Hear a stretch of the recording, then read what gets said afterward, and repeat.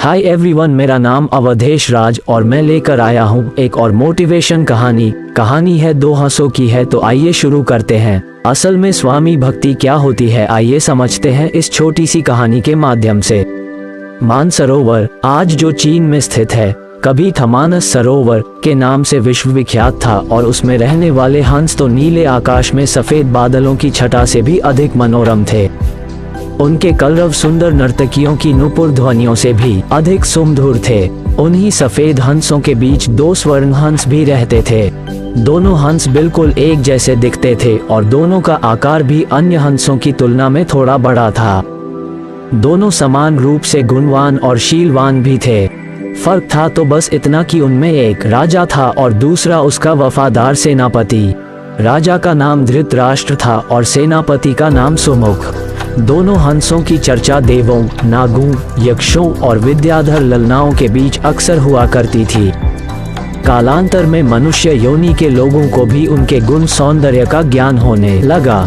वाराणसी नरेश ने जब उनके विषय में सुना तो उसके मन में उन हंसों को पाने की प्रबल इच्छा जागृत हुई।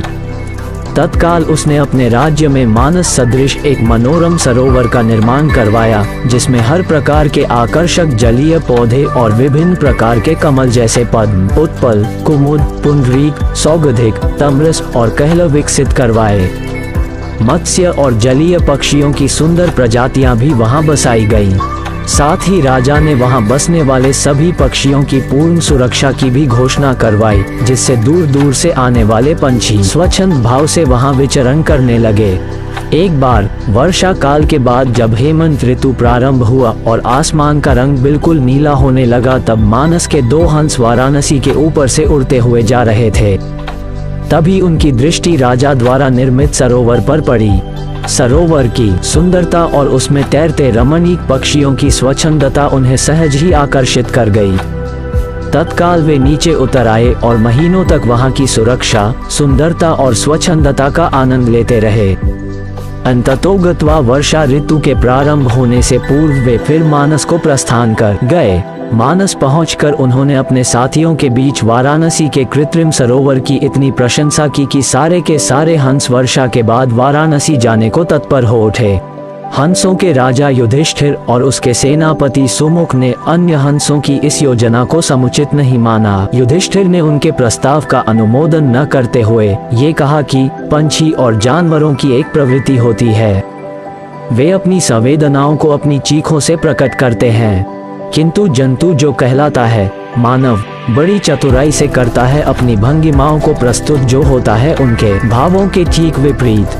फिर भी कुछ दिनों के बाद हंसराज को हंसों की जिद के आगे झुकना पड़ा और वह वर्षा ऋतु के बाद मानस के समस्त हंसों के साथ वाराणसी को प्रस्थान कर गया। जब मानस के हंसों का आगमन वाराणसी के सरोवर में हुआ और राजा को इसकी सूचना मिली, तो उसने अपने एक निषाद को उन दो विशिष्ट हंसों को पकड़ने के लिए नियुक्त किया। एक दिन युधिष्ठिर जब सरोवर की तट पर स्वच्छंद भ्रमण कर रहा था, तभी उसके पैर निषाद द्वारा बिछाए गए जाल पर पड़े। अपने पकड़े जाने की चिंता छोड़ उसने अपनी तीव्र चीखों से अपने साथी हंसों को तत्काल वहां से प्रस्थान करने को कहा, जिससे मानस के सारे हंस वहां से क्षण मात्र में अंतर्धान हो गए। रह गया तो केवल उसका एकमात्र वफादार हम शक्ल सेनापति सुमुख। हंसराज ने अपने सेनापति को भी उड़ जाने की आज्ञा दी, मगर वह दृढ़ता के साथ अपने राजा के पास ही जीना मरना उचित समझा। निषाद जब उन हंसों के करीब पहुंचा तो वह आश्चर्यचकित रह गया, क्योंकि पकड़ा तो उसने एक ही हंस था, फिर भी दूसरा उसके सामने निर्भीक खड़ा था। निषाद ने जब दूसरे हंस से इसका कारण पूछा तो वह और भी चकित हो गया, क्योंकि दूसरे हंस ने उसे ये बताया कि उसके जीवन से बढ़कर उसकी वफादारी और स्वामी भक्ति है।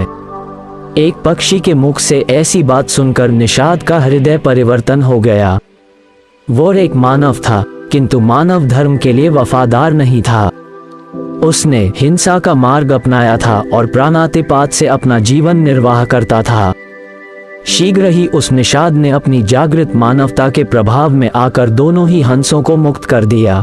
दोनों हंस कोई साधारण हंस तो थे नहीं। उन्होंने अपनी दूरदृष्टि से यह जान लिया था कि वह निषाद निस्संदेह राजा के कोप का भागी बनेगा। अगर निषाद ने उनकी जान बख्शी थी तो उन्हें भी निषाद की जान बचानी थी। अतः तत्काल वे निषाद के कंधे पर सवार हो गए और उसे राजा के पास चलने को कहा। निषाद के कंधों पर सवार जब वे दोनों हंस राज दरबार पहुंचे तो समस्त दरबारी गण चकित हो गए। जिन हंसों को पकड़ने के लिए राजा ने इतना प्रयत्न किया था वे स्वयं ही उसके पास आ गए थे। विस्मित राजा ने जब उनकी कहानी सुनी तो उसने तत्काल ही निषाद को राज दंड से मुक्त कर पुरस्कृत किया। उसने फिर उन ज्ञानी हंसों को आतिथ्य प्रदान किया तथा उनकी देशनाओं को राज दरबार में सादर सुनता रहा। इस प्रकार कुछ दिनों तक राजा का आतिथ्य स्वीकार कर दोनों ही हंस पुनः मानस को वापस लौट गए। यदि आपको मेरा वीडियो पसंद आया तो अपना ज्ञान को बेहतर करने के लिए हमारे चैनल को सब्सक्राइब करें और बेल आइकॉन को प्रेस करें ताकि सबसे पहले नोटिफिकेशन आप तक पहुंचे। और दोस्तों वीडियो को लाइक करना बिल्कुल न भूलें। धन्यवाद।